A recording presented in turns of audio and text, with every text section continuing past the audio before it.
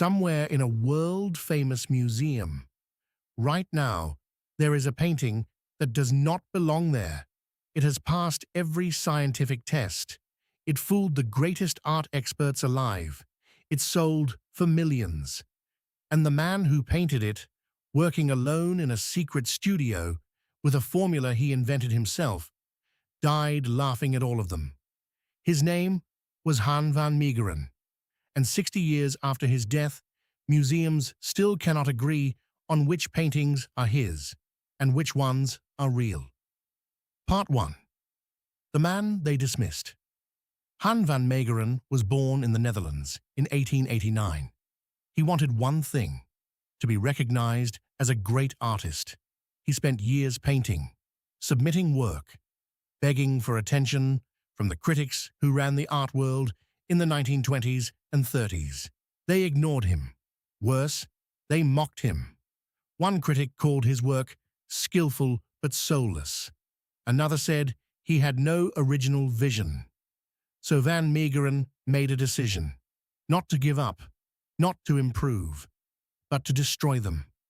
He would paint a masterpiece so perfect, so completely convincing, that the same critics who dismissed him would fall to their knees and declare it a work of genius. And then, only then, he would tell them the truth. But what happened next was not what he planned. Because van Meegeren didn't just fool the critics, he fooled the entire world. And once he started, he found he couldn't stop. Part 2. The Secret Formula. Here is the first thing you need to understand about great forgery. Buying old canvas and copying brushstrokes is not enough. It never was.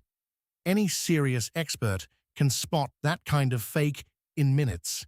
Van Meegeren knew this. So he went further. Much further. He spent years studying the chemistry of 17th century paint.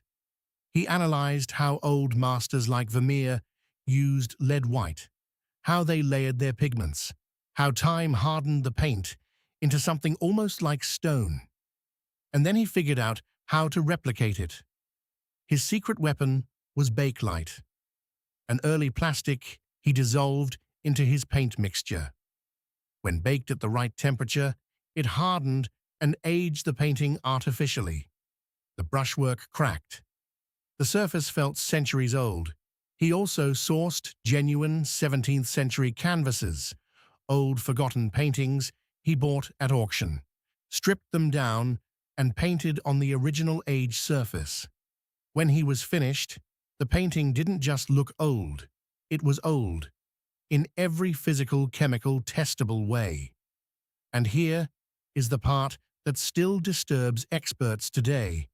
No one knows the exact formula he used. He took it to his grave, but what he did with that formula was only just beginning. Part 3. The Fall of the Experts.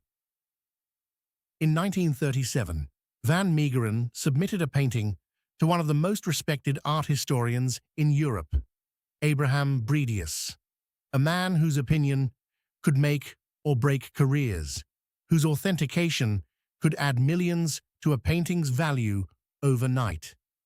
The painting was called The Supper at Emmaus. Van Meegeren claimed it was a lost Vermeer, one of the most valuable artists in history. Bredius examined it. He studied it. He called in colleagues. They ran tests. And then Bredius published an article calling it, and I want you to hear this clearly, the masterpiece of Vermeer's career. The painting sold for what would be millions in today's money.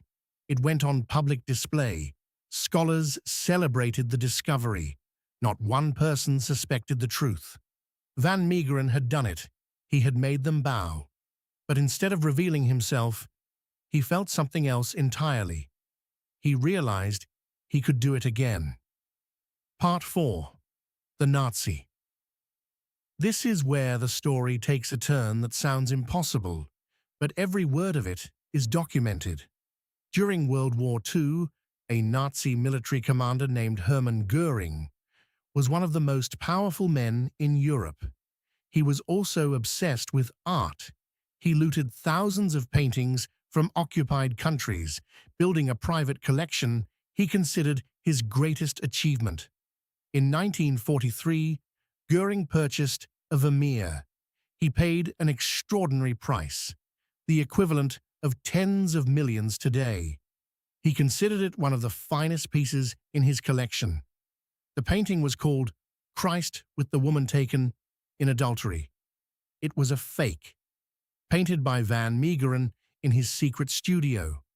A Nazi war criminal had spent a fortune on a forgery, and he never knew. But here is the twist no one saw coming. When the war ended and Allied investigators found the painting in Goering's collection, they traced it back through the chain of sale. They traced it all the way back to one man, Han van Meegeren, and they arrested him, not for forgery, for collaboration with the Nazis, for selling Dutch cultural treasures to the enemy. The charge carried the death penalty. Part 5. The Confession. No one believed. Van Meegeren had one defense. He told them the painting was a fake, that he had painted it himself. No one believed him. Think about that. He was standing in a courtroom, telling the truth for the first time in years, and the world refused to accept it. So he did the only